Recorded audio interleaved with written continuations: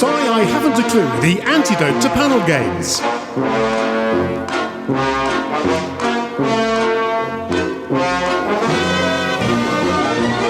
At the piano is Colin Sell and your chairman is Jack Dee. Hello and welcome to I'm Sorry I Haven't a Clue. You find us once again in London's Royal Albert Hall because this is a special series. It's the 50th anniversary of I'm Sorry I Haven't a Clue. And to celebrate, we're giving each and every member of the audience a glass of champagne and a piece of cake. And hold on, I've just been told that's not happening. Apparently this is a work event.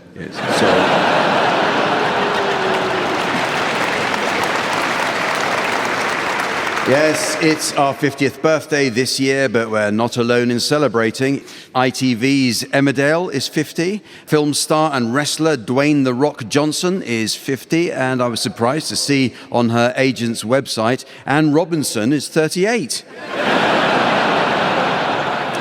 Such is its place in British life, the Royal Albert Hall has affectionately become known as the nation's village hall. And when I look out at our regular audience, all dressed up specially for the occasion, two words immediately spring to mind: jumble sale. The Royal Albert Hall has the second largest organ in the British Isles, and in honour of Prince Albert, the organ has a steel hoop through the end. So when not in use, it can be attached to a chain and hung to the left.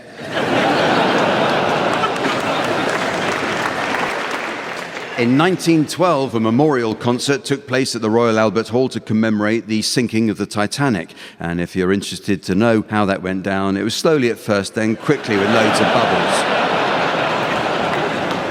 Queen Victoria laid the first stone at the Royal Albert Hall in what is now row K of the stalls. The second stone to be laid at the Royal Albert Hall was Mick in what was then the backstage broom cupboard. Some regular events at the Royal Albert Hall are so familiar that they're known by much shorter names. For example, the BBC Promenade concerts are affectionately known as the Proms. The British Music Awards are known as the Brits, and the Country Music Awards are known as the CMAs. Nearby Hyde Park is famously home to Speaker's Corner, where any old nutter can spout off whatever incoherent drivel they like to a lukewarm reception. Let's meet the teams. On my right, please welcome Tony Hawks and Pippa Evans. And on my left, Harry Hill and Graeme Garden. And taking his place on the scoring desk next to me, please welcome our resident tree trunk in trunks, the immaculate Sven.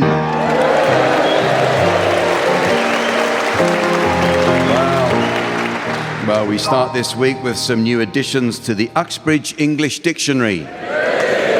A good dictionary is essential for learning the subtle difference between words. For example, many people don't know the difference between the words toboggan and luge. Well, toboggan is a long, narrow vehicle, typically on runners, used for sliding downhill over snow or ice, whereas luge is the Dutch word for toilets.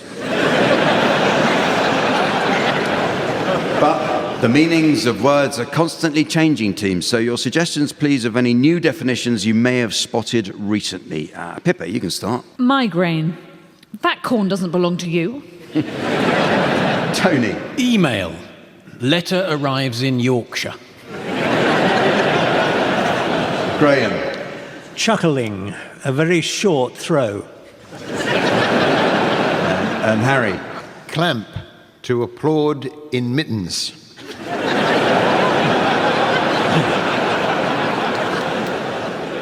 Cervix. Cold medicine for knights of the realm.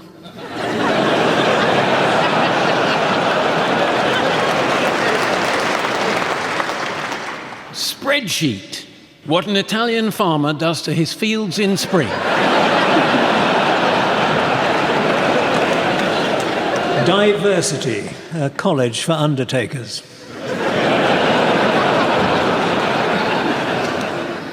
Macula. Waterproof vampire. Semi-conscious, aware of disappointing movement in the trousers.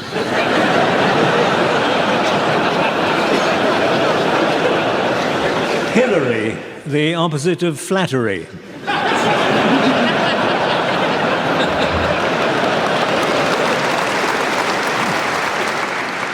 Niche, Sean Connery's young female relative. The 7 C's. Now, there are different versions, but mine starts with Piers Morgan, Dominic Cummings.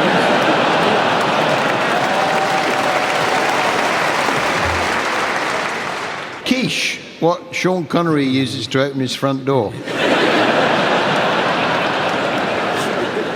He's been dead for years, Sean Connery. I don't know why I'm making Sean Connery jokes. Naysayer, a horse.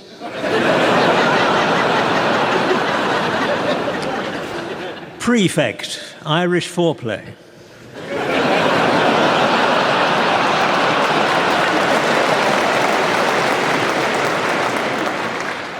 Charlady, Joan of Arc. Too soon, Tony, too soon. Too soon. Well, the teams are going to sing along to some well-known songs now in the round called Pick Up Song. Okay, teams. Sven will spin the discs. Each of you should sing along to your records until Sven turns the music down. If, on its return, you're within a gnat's crotchet of the original, I'll be awarding points. And points mean a frankly nauseating display of intellectual stupefaction. What do points mean? Yes, and this week's prize is the perfect kitchen gadget for the busy sloth. It's this extra slow cooker. So, Graeme Garden, you're to start, please. I'd like you to accompany Dr. Hook with their 1972 hit, Sylvia's Mother. Sylvia's mother says Sylvia's busy, too busy to come to the phone. Sylvia's mother says Sylvia's trying to start a new life of her own. Sylvia's mother says Sylvia's happy, so why don't you leave her alone? And the operator says 40 cents more for the next 3 minutes. Oh, please, Mrs. Avery, I just got to talk to her. I only keep her a while. Please, Mrs. Avery, I just want to tell you.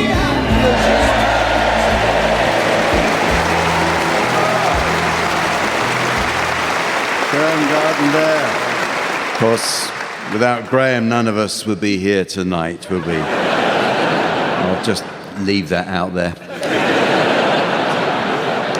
Okay, Pippa, you're next, and I'd like you to accompany Mariah Carey singing Without You, a hit for Harry Nilsson in 1972. No, I can't forget this evening, your face as you were leaving, but I guess that's just the way the story goes. You always smile, but in your eyes your sorrow shows.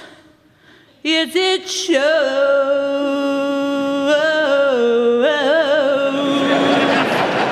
No, I can't forget tomorrow when I think of all my sorrow. When I had you there, but then I let you go. And now it's only fair that I should let you know what you should know.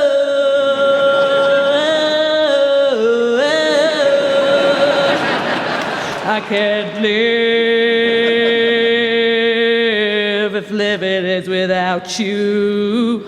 I can't live, I can't give anymore.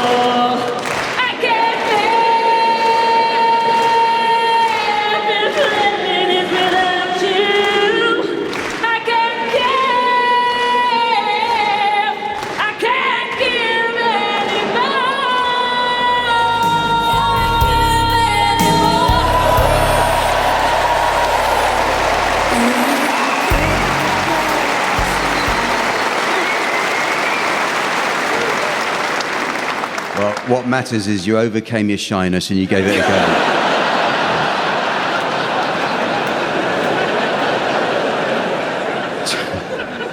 You now, Tony, would you accompany Lieutenant Pigeon singing their 1972 hit, Mouldy Old Dough?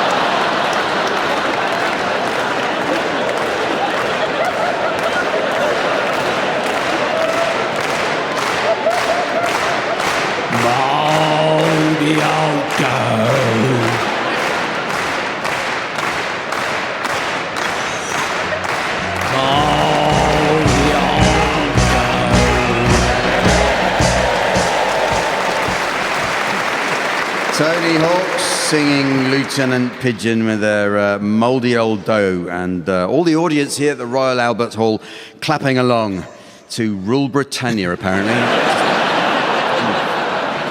And finally, would you, Harry Hill, please accompany the Moody Blues singing their 1972 smash hit, Nights in White Satin? Hasn't they got a flute solo? It does indeed. The very famous Ray Thomas, I believe, who did that groundbreaking prog rock flute solo. Yeah, well, I'll see what I can do. Please.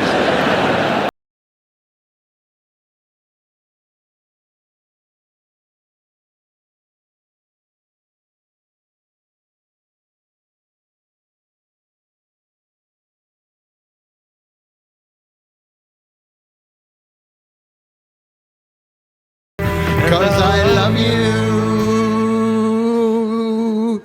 Yes, I love you. Oh, how I love you. Oh,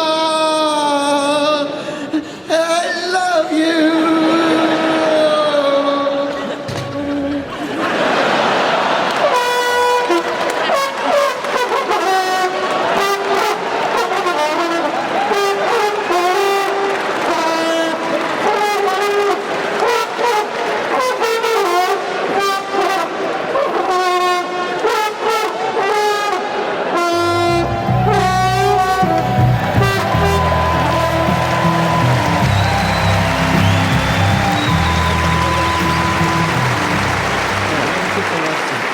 So I was welling up then. It's just...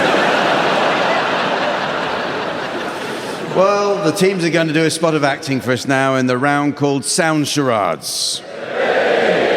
This game is all about miming, the theatrical technique of suggesting action, character, or emotion without words.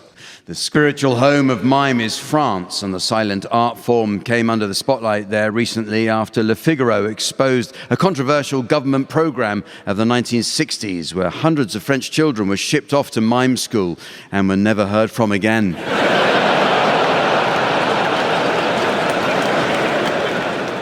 In our version of the game entitled Sound Charades, team members are permitted to use their mouths. Pippa and Tony, you're to start, please, and your title will shortly be displayed to the audience via the laser display screen. And here is the mystery voice for listeners at home. American Graffiti. American Graffiti. It's a film, and it's 2 words, and it goes like this. Darling, what's the matter? You wouldn't believe it. Some bloody fool has just written something awful in spray paint on the garage door. Oh, my goodness. What does it say? Aluminum.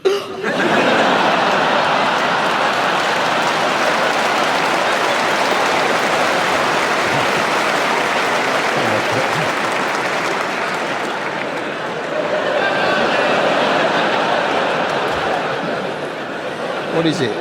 Is it something to do with American pronunciation of... More American spelling, it's American graffiti. Yes.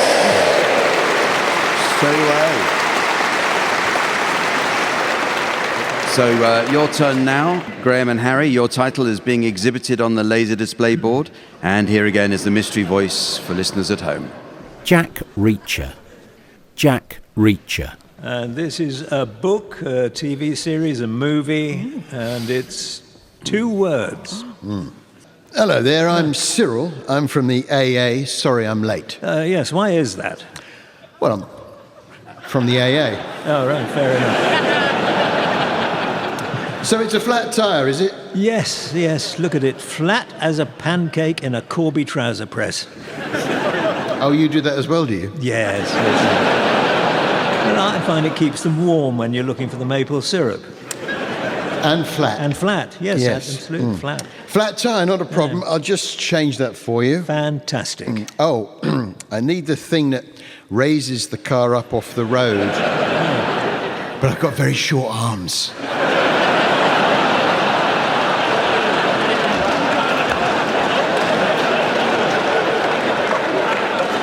Now, I usually share the van with a gentleman with extremely long arms. Oh, is that him over there? No, that's a wind turbine. Oh, so it is. Yeah, no, he gets that a lot. Anyway, I'm afraid he's put the thing that raises the car up off the road. Yes. Yeah. He's put it up a bit high. Oh. So I was wondering whether you'd... Oh, happy to.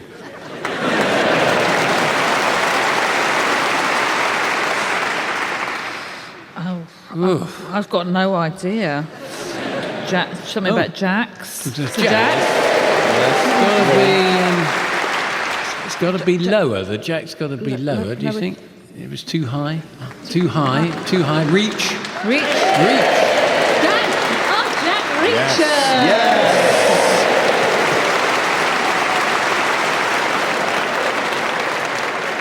Okay, well, it's now time to play the game called Mornington Crescent.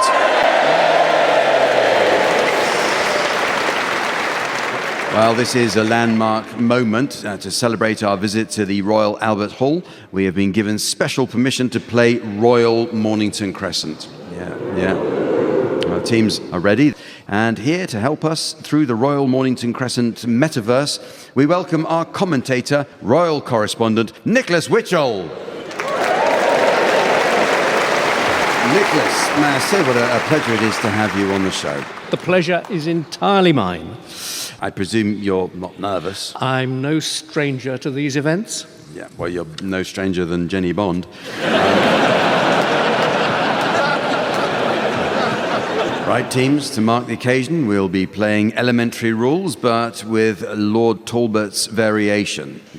So, Pippa, can you start, please? And what a day this is for Pippa. Resplendent in the Mornington veil and slippers on loan from the V&A Museum. The rest of Pippa's outfit is on loan from TK Maxx, including her top, which I notice is complete with the security tab. Right, well, let's start. Pippa. Horse Guards Parade. And so the journey begins. A journey through time and history. Wonderful. Graham. A journey that will take us many miles from Horse Guards Parade, where, incidentally, the guards parade their horses. And what can one say about this glorious expanse in the centre of London? Nothing. Graham. Arnos Grove. And the audience show their appreciation as play moves majestically to Arnos Grove, named for Sir William Arnos Grove, who was, of course, groom of the stool to King Edward VII, who described him as a safe pair of hands. Tony. Tony? And proceedings come to an unexpected halt as the player searches for inspiration. Silence, apart from the sound outside the hall of the Royal Horse Guards, clippity-clopping past, just as if they were on horseback.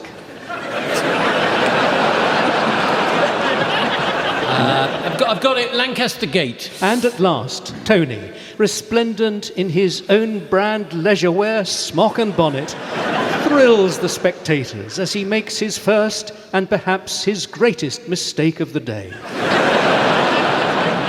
Harry. Baron's Court.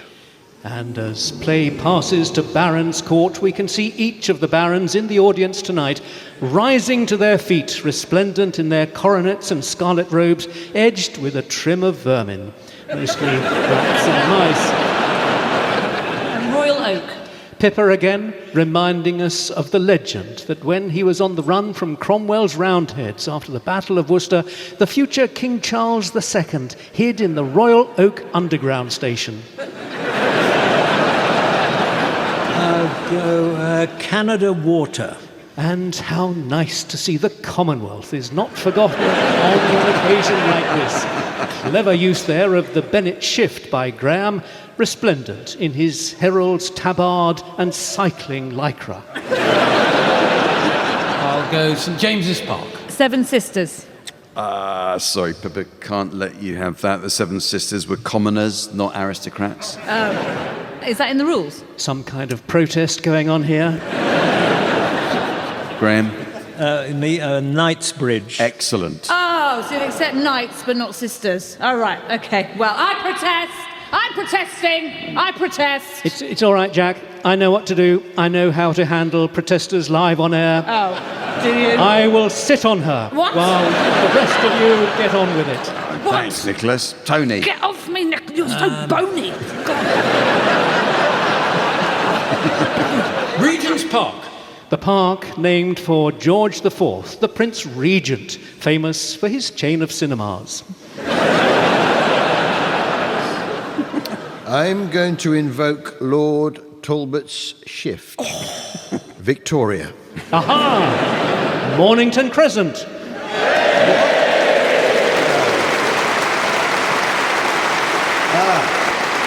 Well, it's very nearly the end of the show. Yes, but there is just time to fit in a quick round called Money Saving Handy Hints. With skyrocketing fuel bills, many of us are tightening our belts. The hospitality sector has been particularly hard hit, with more people saving money by staying in, doing jigsaws and reading books. Author Tony Hawks has seen a massive increase in sales of his books. Apparently they're cheaper than logs and have a longer burn time.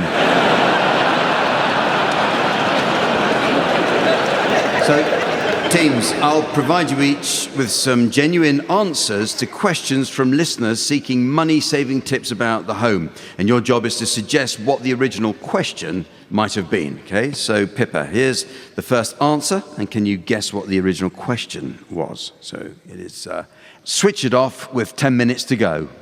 How can I increase my enjoyment of the One Show?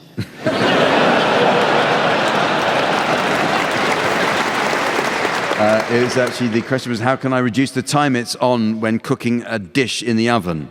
Tony, here's the answer. What is the question? Try boiling water instead. Speaking as a priest, how can I liven up these baptisms? It's in fact, it was, is there an alternative to expensive ant-killing products? And one for you, Graham. Here's the answer. Consider growing a beard. I want to surprise my husband for our anniversary. Any suggestions? Well, in fact, the question was, is there a good way to save on razor blades? I guess that would work. Finally, Harry, here's the answer. What is the question? Check for bruising. I accidentally winged a pensioner on a zebra crossing again.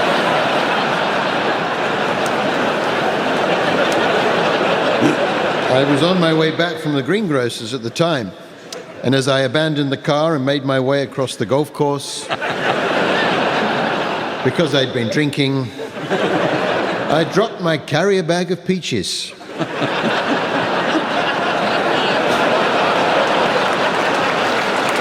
I'm not finished yet. I've been living rough now for 3 days. You could really murder a peach, but how can I be sure they're still okay to eat?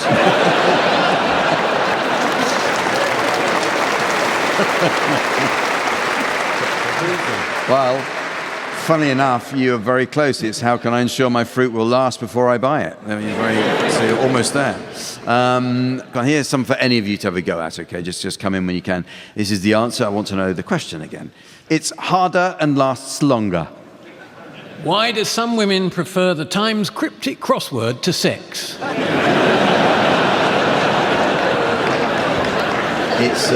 In fact, the question was, what's the logic of storing soap for a couple of years before using? Which, of course, so many people do. Here's another answer. What's the question? Turn it inside out. I want to own a cat, but I'm allergic to the fur.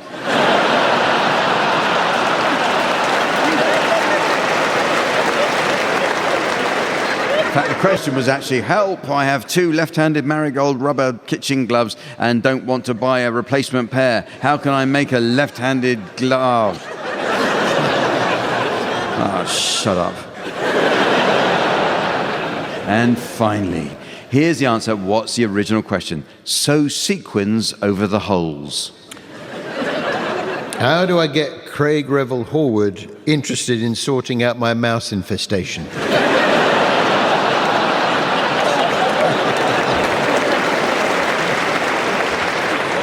The question was, is there a fun way to restore a moth-eaten T-shirt or jumper? Oh, Christ.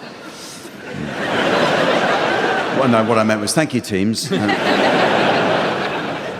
And so, ladies and gentlemen, as the wheel of destiny plummets into the pothole of posterity and the bicycle saddle of stability slams into the twin testicles of eternity, I notice it's the end of the show. So from the teams, Sven and myself, and our audience here in the Royal Albert Hall, it's goodbye. Goodbye. Tony Hawk's Pippa Evans, Hill and Graeme Garden will be given Silly Things to Do by Jack Dee, with Colin Sells setting some of them to music. The programme consultants were Paul Mayhew Archer, Fraser Steele and Stephen Dick. And the producer was John Naismith.